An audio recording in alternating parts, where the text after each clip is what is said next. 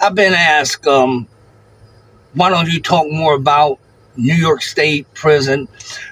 Because I actually did 14 years in New York State. I did 10 years in feds, right? And I guess maybe the biggest reason, the main reason why I talk more about the federal penitentiary is because, in all truth, you have some, but you don't really have a lot of people who did 9+ years in the United States penitentiary and made it back to the streets, you know. It's so I think, or just choose not to talk about it, no one ever remember again. But I think that kind of gives me a unique edge here on YouTube.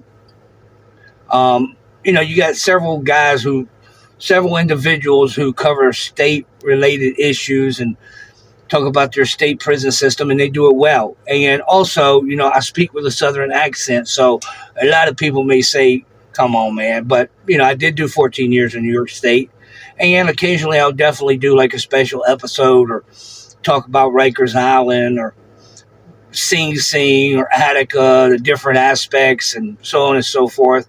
But for the most part, I concentrate on federal penitentiary issues. Before we go any further, welcome back to another edition of SHU Outdoors. My name is Mick, and today we're going to talk about how things play out for white guys who are a member of a minority organizations on the street. How does it play for them when they get to a United States penitentiary? Based on my experience and, the things I've seen in 9+ years in the United States penitentiary, it never works out well for them. And I don't mean that really as a disrespectful statement, because I came across a few of them dudes. It was all right guys, all right? But this is really what's going to happen if you get to a United States penitentiary, and let's say you're from, especially, it seems like it's a predominant thing, not exclusively, but there's a lot of like cliques and crews in the South, in the deep South, that are all white guys, and they're repping something out of Chicago or something out of New York or something out of LA, and it's a minority organized and run, organization from the street level, whatever organization. So what's really going to happen to those type of guys? They ever make the mistake of hitting the United States penitentiary? Okay, I've never really seen it go well. I've come across, for example, I've come across like a white guy that was from Chicago, and he ran hard with the GDs, and they accepted him because he was from their hood. He grew up there with them. And I've come across some white dudes from California who were accepted by the Raza or, certain Latino groups, or maybe even one or two black groups, But the thing is, they're from those neighborhoods, they're from those areas, and they know all the individuals from that city where it started or whatever. So it's a different flow for them. But I'm talking about primarily a lot of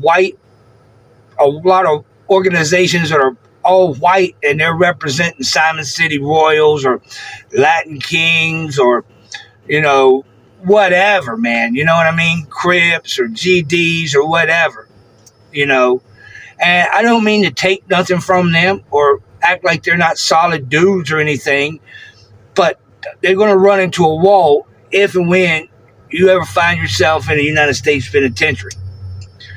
Why? Because when you get there, because you're white, first thing's going to happen on the bus ride there, when you leave county jail or whatever holdings you in, and now you make it into the official, quote unquote, Federal Bureau of Prisons, and if they assign you to a United States penitentiary or even a lower level, but I can talk extensively about United States penitentiaries. When you get there, okay, and receiving, or anytime there's white dudes around and you get to talking and you say, yeah, man, I'm this or I'm that, right then and there, okay? And I don't mean no disrespect, but I'm just going to keep it 100 and just tell it like it is. As far as the white men in that jail, you're not white no more, okay? Yeah, ethnically you're white, but you're not white business no more, okay? We're not going to help you. We're not. That's over, because you don't claim that you're a part of what is historically a Latino or an African American organization primarily. Not saying you don't have other ethnicities and races in those organizations. That's not really what I'm talking about here. I'm just saying the way it's going to play for you in an actual United States penitentiary. Yeah, you got a white skin, but you're not white business. You sided up with this other organization over here. Okay, now what's going to happen when you go over there and hang out with them? Well, you got to realize something, man. A lot of the people in your crew, in your car, they're from big cities. They're going to be from whatever. So you're going to be this white guy who's in the cell with maybe, because the big homie ain't going to move you in the cell with him, but they'll find a cell, the old black guy cell. Nobody really wants to live with him. None of the other black guys want to live with him because he's hard to get along with. Been in prison 20 or 30 years, set in his ways. They're going to put you in there with him, okay? And it's very likely you're going to bump heads with him in some kind of form or fashion. And when it's all said and done, they're going to take his side. Okay? So you're going to end up with no square to stand on. Because you're not from their city. You're from some smaller city in the South. Okay? And what happened was they probably didn't have any numbers in their own ethnicity, and they wanted to establish territory in that area. So they came down there, probably got one of the white homies from their hood that could relate with you, and sit him down there and started a chapter and allow y'all to rock that name.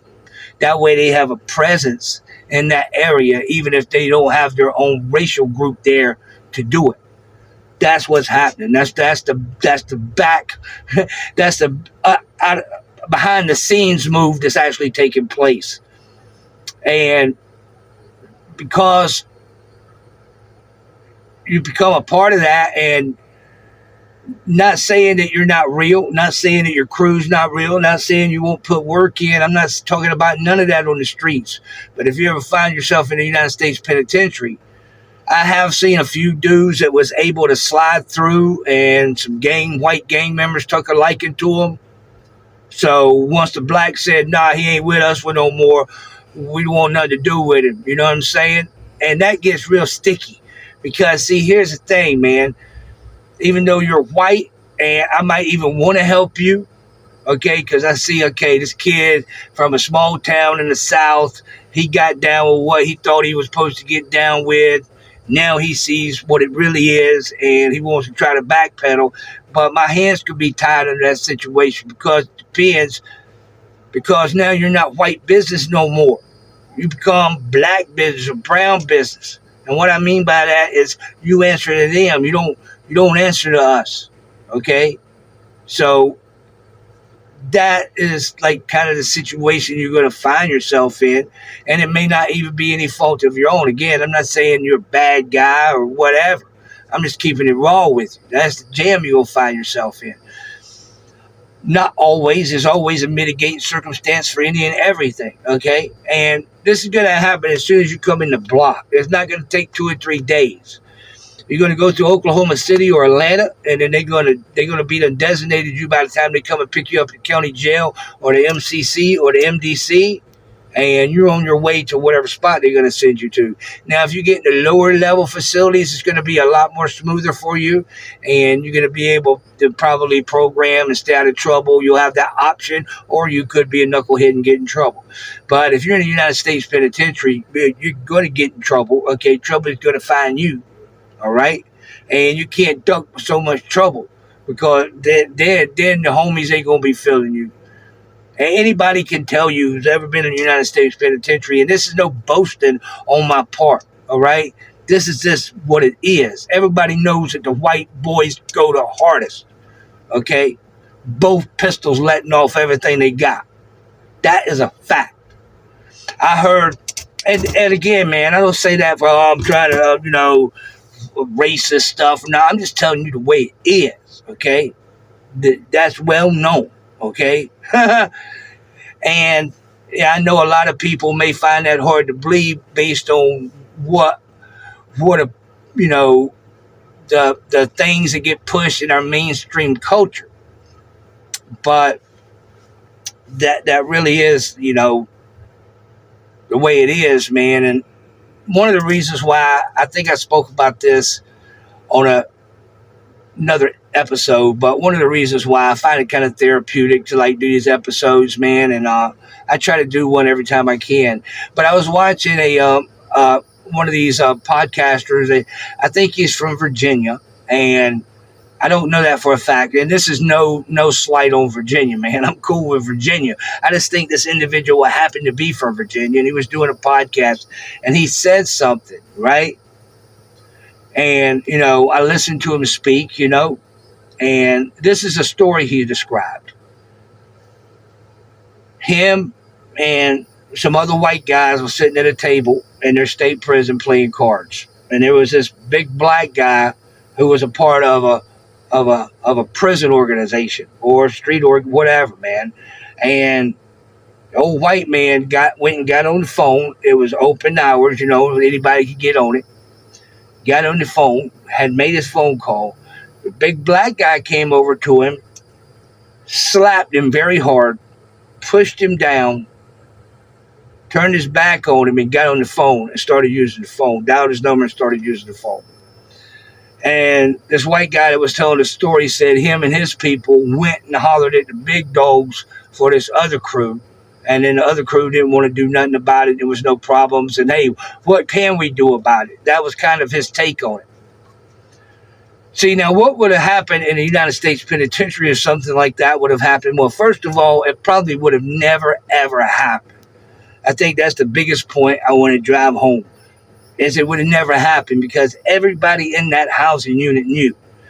If something like that happened, there is a good chance that guy would be assaulted viciously with weapons before he even got off the phone.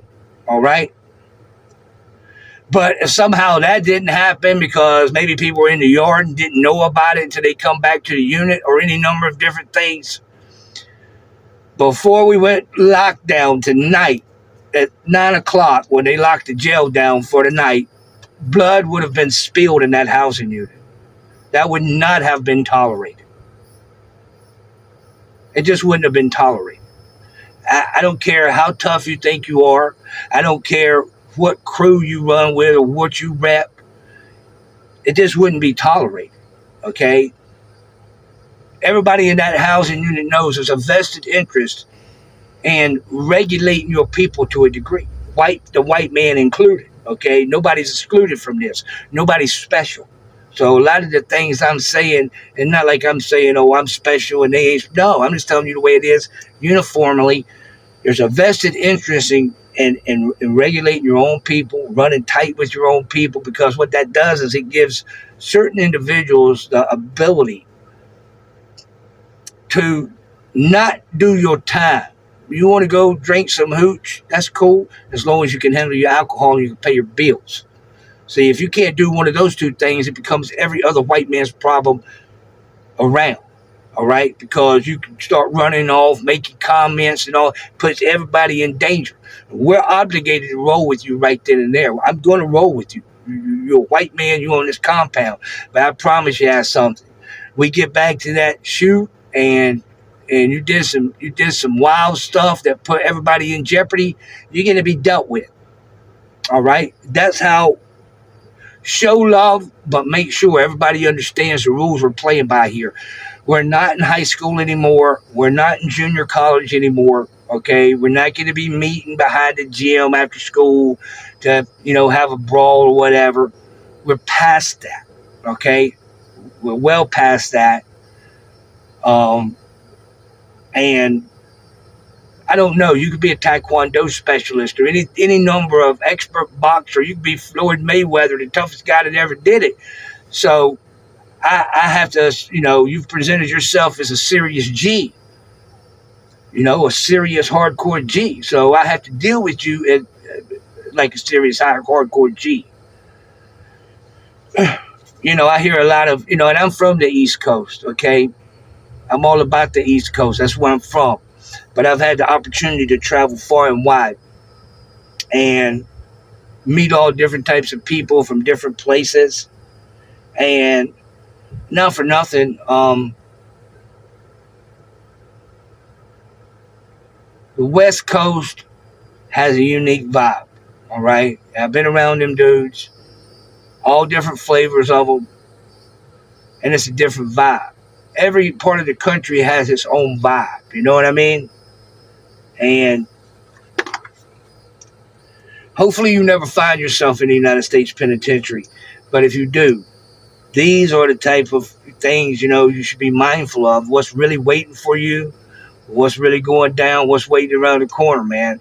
You get caught up in certain things, you're going to hit the big leagues. And when you hit the big leagues, you better be able to hit, man. When you step up to the plate, and a lot of these things, that's another thing. People talk about this guy was this and this guy was this. See what happens in a federal penitentiary. If you roll up and people ain't feeling you and you're a bad celly and you don't want to act right, what we do is just have to send 2 or 3 dudes at you and beat you up real good. Yeah, we probably won't put no steel in you because you ain't violated that much. You're just a moron. We you know, we ain't necessarily mad dogs. You're making the whole race look bad. You can't stay here. Okay, another thing about the United States Penitentiary, right? I'll break a few things down to you today. It's a good episode. I feel good. I'm in a flow. Um, if you're white and you hit a United States Penitentiary, and dudes even think you're gay, you're not going to be able to stay there. Nobody's going to seriously assault you, but you got to go. Now, a lot of people may say, "Why would you do that? Why would you take that approach?" Here's the thing, man. You got you got predators in there, all right? And if we allow you to come in and walk the yard, and let's say you develop feelings for somebody in a different race or something, well, it doesn't matter. You're not going to be up in here having sex with the next white man. It's just not going to happen. Okay? It has really nothing to do, does someone like you or don't like you or just whatever, man. It just has to do, it's like, nah, man. You just can't allow it, man. Send a couple, you gotta go. And administration might not even put you on the yard, but if you do somehow slip through the cracks, then you make it out on the compound and dudes discover that, like, you ain't gonna be able to stay there. Not in the United States Penitentiary. Now in a FCI or a low or a camp, yeah, you'll be fine. But politics run completely different there. Completely different level. Okay, I got one of the tattoos on my back says playing for keeps. I got that in the feds. All right. Um, and another thing, I guess maybe, after doing 25 years, vaguely I recall a couple of incidents where somebody was sexually, SA'd, okay, SA'd in prison. And maybe I can vaguely recall 1 or 2 times where allegedly something like that happened. But let me tell you what happened to you in the United States Penitentiary if you try to SA someone, okay? Okay? If you're white and other white dudes even suspect that you might have did something like that to your celly, or you're out of there, okay? And you're the type of guy that people would pull weapons out for, okay? There's a time and a place for everything. Everybody can serve a purpose. You know, everyone can play a part, okay? But If that ever happened in the United, and I'm not going to say it's never happened. I can say I never witnessed it happen one time amongst whites. And I don't really, I'm not an expert on, Mexican political politics, but I've been around them dudes and know enough to know they wouldn't allow it neither. All right. And certain other races and ethnicities and stuff, they have a different flow. That's their business. That's the reason why we don't mix and mingle too much, because the way they live and the way we live is two different ways of living, and it don't mix. Another thing in the United States Penitentiary, they're never going to put you in a cell outside of your race. All right? It just ain't going to happen. They're never going to put a black dude. They're never even going to try it. Now, in the lower security, yeah, they'll try you. But in the United States Penitentiary, it's just never going to happen. The black dude's not going to go in the cell, okay? And the white dude's not going to go into black dude's cell. And if you haven't figured that shit out by the time you get there and you make that mistake, you'll soon realize the errors of your ways. They're not even going to try you like that, because they know they're setting you up for, like, if they tried you and you went in that cell because you didn't know no better, you were some white guy from some small county jail, and you was in there for 2 or 3 days on the lockdown, and the black dude somehow let you stay in there. Look, when the cells rolled, man, you're going to be lucky to make it out of that without losing some skin. But they probably won't even never try you. They're just not going to do it. And maybe there's a one exception to that. Let's say I'm a white dude and I go into a housing unit and there's no white cells available. What that means is, they may assign you wherever. Okay, you need to work that out when you get to the housing unit. All right. But moral of the story is that the whites and the Mexicans are probably going to be cool enough, probably not guaranteed, but probably going to be cool enough where I could go into a Mexican cell overnight, and then we'll find something in the morning because it's close to the lockdown or whatever, or vice versa. There was no Mexican cell available, and a Mexican came up, and camped out in my cell overnight, and then the next morning him and his people got together and figured something out. Occasionally that might happen, but they never put a black in a white cell, and they never put a white in a black cell. I'm just keeping it real with you. A lot of the things I say on this program is not because I'm advocating for it or I'm cheerleading for it. I just come real with it, man, and I don't want to seem cocky. I know it's going to sound cocky, but I'm on another level, man. I'm on another level. Okay? You hear some of these guys telling stories, and I just listen to them tell their stories, and I'm like, no, the reason why that happened is because of you and the other white dudes in that facility. All right? That's why that happened. Not because of this or that next thing. There was no way in this world you was not supposed to take immediate action when something like that happened. He said later on in the story, the old white guy about 2 or 3 months later went back and got the guy. And good for him. But it should have went down right then and there. That's the reason why it was ever allowed to happen in the first place. That's the reason why they were not regulating their people. All right? Because they knew if something like that happened, you homies wasn't going to do nothing about it. All right? When you go through a high-intensity United States penitentiary where these rules are rigorously enforced, and not only rigorously enforced, people go out of their way to politic and debate on other people at any given opportunity. So, once you live through that and you come through it, you can't really never imagine going back to like allowing yourself to be bullied and old white guys to be slapped and stuff like that.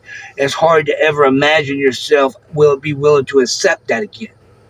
You know what I mean? So I understand people tell stories based on their experience, and I respect that. It's a YouTube, do your program and make some cash, and that's cool with me. And I ain't no hater at all.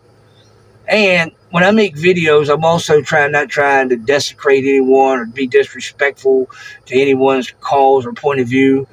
But this show's about me and my subscribers. My viewers, yeah, you're cool, man. You can watch, but I don't answer to you, man. I answer to my subscribers, right? And speaking on that, I'm approaching. I think I got like 850 subscribers. I have no doubt that the numbers will keep growing. It's been a process, man. Hey, man, 5 years ago when I got out of prison, I didn't even know how to turn a phone on. All right. And now I got a studio and I'm doing YouTube videos. And I just stepped my whole game up and got a really nice laptop so I can start putting shorts on TikTok, Instagram, and X and really funnel a lot of get it up and pop it, man. That's what we're going to do. We're going to take it to the next level. It's been a process, man. And I'm just happy to be here with you, man, be able to do this tonight as a free man and be able to have you allow me to, invite me into your living room and we kick it for a while. That's just what it comes down to. So, look, I won't talk your ear off no more. You can tell sometimes like I'm like having a good time almost, again, it's almost therapeutic. Um, till next time, man, stay up. Peace.